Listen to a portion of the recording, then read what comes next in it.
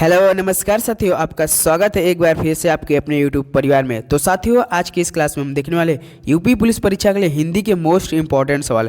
तो साथियों, इस क्लास में टॉप 20 सवाल होंगे जो आपके यूपी पुलिस परीक्षा में पिछले वर्ष में आए हुए हैं। तो साथियों देखिए, पिछले वर्षों में आपके हिंदी के सवाल कैसे पूछा जाता है और इस बार 18 फरवरी 2024 को कैसे आने वाला है। तो साथियों, अगर इस बार सीने में वर्दी चाहिए तो हिंदी के मोस्ट इंपॉर्टेंट सवाल आपको याद करना पड़ेगा, क्योंकि पूरे 37 सवाल आपके हिंदी के केवल आ रहे हैं।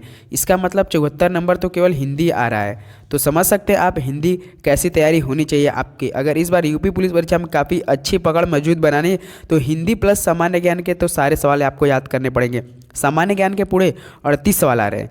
तो साथियों, इस क्लास में वो सवाल होंगे जो आपके पिछले वर्षों में आए हुए हैं। तो साथियों, एक भी सवाल आप नहीं छोड़ेंगे, सारे सवाल आप याद करके जाएंगे। तो देखिए, आज का प्रश्न पहला क्या दिया है, कामायनी के रचनाकार कौन है। तो साथियों बताइए, कामायनी के रचनाकार कौन है। तो आपके प्रसाद हैं। ऑप्शन ए आपका क्या हो जाएगा, बिल्कुल करेक्ट ऑप्शन हो जाएगा। तो चलिए प्रश्न नंबर दूसरे बढ़ते हैं। प्रश्न दूसरा दिया है, पानी पानी होना का क्या अर्थ है। तो साथियों बताइए, पानी पानी होना का क्या अर्थ है। तो बता सकते हैं आप, तो बाढ़ में घिर जाना। ऑप्शन भी आपका क्या हो जाएगा, बिल्कुल करेक्ट ऑप्शन हो जाएगा। तो प्रश्न नंबर तीसरे बढ़ते हैं।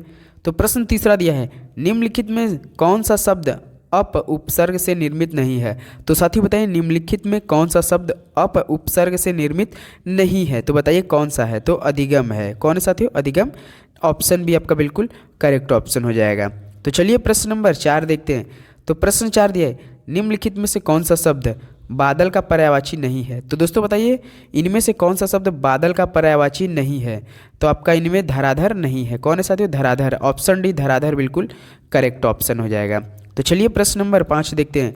तो प्रश्न 5 दिया, ब्रज भाषा हिंदी की किस उपभाषा की प्रसिद्ध बोली है।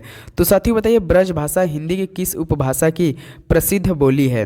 तो आपके पश्चिमी हिंदी की है। ऑप्शन भी आपका क्या हो जाएगा, पश्चिमी हिंदी बिल्कुल करेक्ट ऑप्शन हो जाएगा। तो प्रश्न नंबर 6 देखते हैं, अन्नाभाव किस प्रकार का समास है। तो साथियों बताइए, अन्नाभाव किस प्रकार का समास है। तो आपके तत्पुरुष समास है। कौन है साथियों, तत्पुरुष समास। ऑप्शन ए आपका बिल्कुल करेक्ट ऑप्शन हो जाएगा। तो प्रश्न नंबर 7 देखते हैं, पंचवटी किस समास का उदाहरण है। तो साथियों बताइए, पंचवटी किस समास का उदाहरण है। तो आपका द्विगु समास का है। किसका है साथियों, द्विगु समास का। ऑप्शन डी बिल्कुल राइट ऑप्शन हो जाएगा। तो चलिए प्रश्न नंबर 8 देखते हैं। प्रश्न 8 दिया है, निष्फल किस प्रकार की संधि है।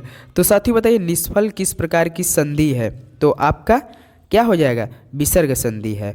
ऑप्शन भी बिल्कुल राइट ऑप्शन है। तो प्रश्न नंबर 9 देखते हैं। तो प्रश्न 9 दिया है, आरोह शब्द का विपरीतार्थक शब्द क्या होगा। तो साथियों बताइए, आरोह शब्द का विपरीतार्थक शब्द क्या होगा। तो आपका अवरोह हो जाएगा। क्या हो जाएगा साथियों, अवरोह हो जाएगा। ऑप्शन ए आपका बिल्कुल राइट ऑप्शन है। तो प्रश्न नंबर 10 देखते हैं। तो प्रश्न 10 दिया, लंबोदर किस प्रकार का शब्द है। तो साथियों बताइए, लंबोदर किस प्रकार का शब्द है। रूढ़ है या योग रूढ़ है या यौगिक है या इनमें से कोई नहीं। तो बताइए कैसा शब्द है। तो आपका योग रूढ़ है। कैसा साथी, योग रूढ़। ऑप्शन भी बिल्कुल करेक्ट ऑप्शन है। तो प्रश्न नंबर 11 देखते हैं। प्रश्न 11 दिया, निम्न में से टीका का पर्यायवाची है। तो साथियों बताइए, इनमें से टीका का पर्यायवाची कौन है। तो आपका टीका का पर्यायवाची होता है भाषांतर, भाष्य, विवृति, ये सभी हो जाएगा। तो ऑप्शन डी आपका बिल्कुल राइट ऑप्शन हो जाएगा। तो चलिए प्रश्न नंबर 12 देखते हैं। तो प्रश्न 12 दिया, उल्लू का तत्सम शब्द है। तो बताइए, उल्लू का तत्सम शब्द क्या होता है। तो उल्लू का तत्सम शब्द हो जाएगा साथियों आपका क्या हो जाएगा, उल्लुक हो जाएगा। क्या हो जाएगा साथियों, उल्लुक हो जाएगा। ऑप्शन सी बिल्कुल करेक्ट ऑप्शन है। तो प्रश्न नंबर 13 देखते हैं। तो प्रश्न 13 दिया, निम्न में से कौन सा क्षुब्ध का पर्यायवाची है। तो साथियों बताइए, निम्न में से कौन सा क्षुब्ध का पर्यायवाची है। तो आपका विकल है, व्याकुल है, अहिगन है। तो ऑप्शन डी आपका क्या हो जाएगा, बिल्कुल राइट ऑप्शन हो जाएगा। तो चलिए प्रश्न नंबर 14 देखते हैं। प्रश्न 14 दिया, राहत का विलोम शब्द क्या होगा। तो साथियों बताइए, राहत का विलोम शब्द क्या हो जाएगा। तो आपका प्रकोप हो जाएगा। क्या हो जाएगा साथियों, प्रकोप हो जाएगा। ऑप्शन ए आपका बिल्कुल राइट ऑप्शन है। तो चलिए प्रश्न नंबर 15 देखते हैं। प्रश्न 15 दिया, मछली का तत्सम शब्द क्या है। तो साथियों बताइए, मछली का तत्सम शब्द क्या है। तो आपका मत्स्य है। क्या है साथियों, मत्स्य है। ऑप्शन भी बिल्कुल राइट ऑप्शन है। तो चलिए प्रश्न नंबर 16 देखते हैं। प्रश्न 16 दिया है, प्रतिहिंसा में कौन सा उपसर्ग प्रयुक्त हुआ है। तो साथियों बताइए, प्रतिहिंसा में कौन सा उपसर्ग प्रयुक्त हुआ है। तो बताइए कौन सा हुआ है। तो प्रति हुआ है। क्या हुआ है साथियों, प्रति हुआ है। तो ऑप्शन आपका भी बिल्कुल करेक्ट ऑप्शन है। तो प्रश्न नंबर 17 देखते हैं। तो प्रश्न 17 दे, विद्या प्लस अर्थी किसकी संधि विच्छेद है? तो साथी बताइए विद्या प्लस अर्थी किसकी संधि विच्छेद है?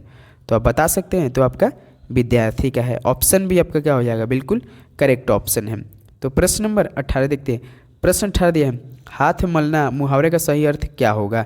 तो साथी बताइए हाथ मलना का मुहावरे का सही अर्थ क्या हो जाएगा?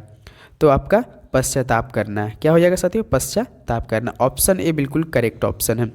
तो प्रश्न नंबर 19 देखते हैं। प्रश्न 19 दिया, तारे गिनना मुहावरे का सही अर्थ क्या है? तो साथियों बताइए तारे गिनना मुहावरे का सही अर्थ क्या है? तो आपका चिंतित रहना हो जाएगा। क्या हो जाएगा साथियों? चिंतित रहना। ऑप्शन भी बिल्कुल करेक्ट ऑप्शन है। तो प्रश्न नंबर 20 देखते हैं। तो प्रश्न 20 दिया, श्रृंगार रस का स्थायी भाव क्या है? तो साथियों बताइए श्रृंगार रस का स्थायी भाव क्या है? तो आपका रति है। क्या है साथियों? रति है। तो ऑप्शन सी बिल्कुल करेक्ट ऑप्शन है। तो साथियों इस क्लास में पूरे 20 सवाल कंप्लीट हो चुके हैं। तो ये आपके पिछले वर्षों में आए हुए सवाल है जो बार बार आते हैं। साथियों अगर इस सवाल को आपको सीने पर पढ़ते जाए तो हिंदी के सारे सवाल आप याद करके जाना पड़ेगा। तो चलिए दोस्तों मिलते हैं अगले वीडियो में, तब तक के लिए जय हिंद जय भारत।